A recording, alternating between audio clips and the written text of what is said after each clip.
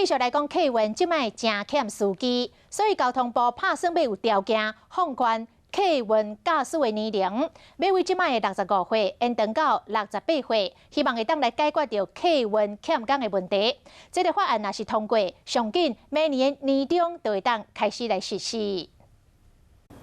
不管是赶要上班、赶要上课，尖峰时刻，公车站牌遮尔侪人咧等车，乘客需求遮尔大，但是大型车的驾驶煞人无够，服业者希望会当放宽驾驶的年龄。公路汽车、市区公车、游览车啊，尤其游览车一切就切个1-2千人啊，那你公路客运的话也是切了好几千人啊，老的稍微提高一点，才不会缺工，起码可以补到5-6成都有。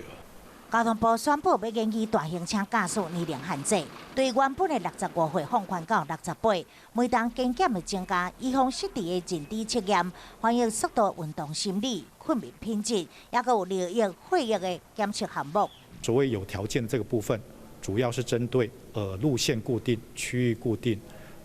基本上针对工时那一部分，每日最高的工时呢，它会规范在8个小时以内。 然后每3个小时，它就必须要有30分钟以上的一个